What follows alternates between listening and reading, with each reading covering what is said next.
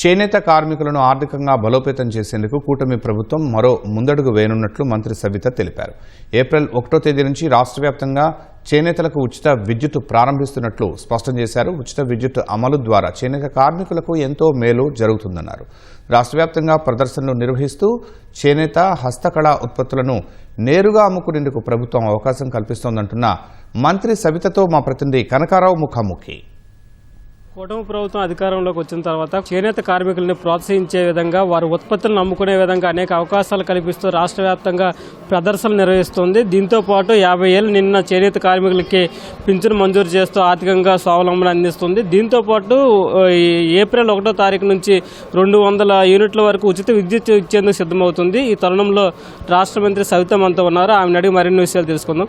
Madam, చేనేత కార్మికుల్ని ఆర్థికంగా బలోపేతం చేయడానికి ఎలాంటి చర్యలు తీసుకుంటున్నారు? భారతదేశంలో రైతాంగం తర్వాత రెండో స్థానం మరి ఎక్కువగా ఆధారపడేది చేనేత రంగం.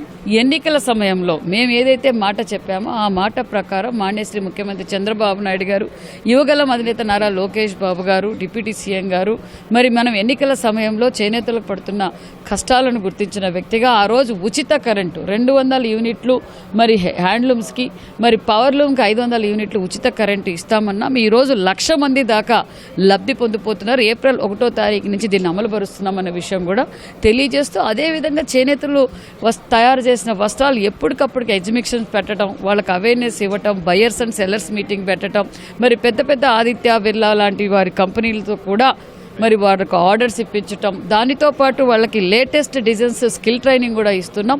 అంతేకాకుండా చేనేతలకు 50 సంవత్సరాలకు 4,000 పెన్షన్ కూడా అందజేస్తున్నాం.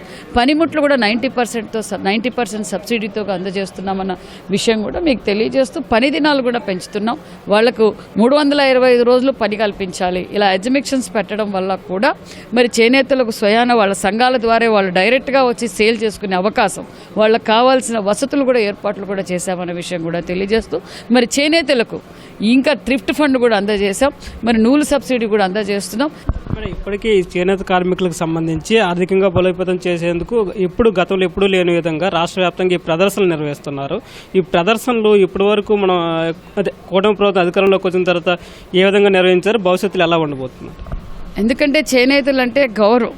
చంద్రబాబు నాయుడు గారికి, యువగళం అధినేత నారా లోకేష్ బాబు గారికి చేనేతలు తయారు చేసిన వస్త్రాలు ధరించండి అని స్వయాన భువనమ్మ గారే ప్రమోట్ చేయడం, ఒక పక్క బ్రాహ్మణి గారు ప్రమోట్ చేయడం, మరి మేము కూడా అధికారంలోకి రాగానే ముఖ్యమంత్రి గారి ఆదేశాల మేరకు ఎక్కడికక్కడ ఎగ్జిబిషన్స్ పెడుతున్నాం. మీరెవరికైనా గిఫ్ట్ ఇవ్వాలనుకున్నప్పుడు కూడా చేనేత వస్త్రాలు ఇవ్వవలసిందిగా, అదేవిధంగా మరి టీటీటీ ఆర్డర్ కూడా మరి ఈరోజు మనకు ఆప్కోకు రావడం కూడా, ఆప్కో సేల్స్ కూడా గణనీయంగా పెరిగిందన్న విషయం కూడా మీకు తెలియజేస్తున్నాం. కూటమి ప్రభుత్వం మరి చేనేతలకు కట్టుబడి వారి అభివృద్ధి ధ్యేయంగా మేము పనిచేస్తాం. హస్తకళలకు సంబంధించి వాళ్ళకి అధికంగా బలోపేతం చేసేందుకు చేతి వృత్తిదారులకు ఎలాంటి సంక్షేమాన్ని అందించాలని భావిస్తున్నారు? వారికి కూడా వారి మరి చేనేత మరి హ్యాండ్లూమ్స్, దాంతోపాటు ఆర్టిజన్స్ కూడా, హస్తకళాకారులు కూడా ప్రోత్సహిస్తున్నాం. హస్తకళాకారులకు కూడా కావాల్సిన ముడి సరుకులు, వాళ్ళకి కావాల్సిన లేటెస్ట్ ఎక్విప్మెంట్, మరి వాళ్ళకి కావాల్సిన స్కిల్ ట్రైనింగ్ కూడా ఎప్పటికప్పుడు అందజేస్తూ మరి మన డిస్ట్రిక్ట్ 1 ప్రాడక్ట్ కింద కూడా మరి హస్తకళాకారులు కూడా మనకు అవార్డు రావడం కూడా గర్వంగా ఉంది. వారికి కూడా ఎగ్జిబిషన్స్ ఏర్పాటు చేస్తున్నాం. చేనేత కార్మికులకు, హస్తకళ కళాకారులకు ఆర్థికంగా బలోపేతం చేసేందుకు కూటమి ప్రభుత్వం అనేక చర్యలు తీసుకుంటుందని స్పష్టం చేస్తున్నారు. కేవలం నరేష్తో కనకారావు, ఈటీవీ న్యూస్, విజయవాడ నుంచి.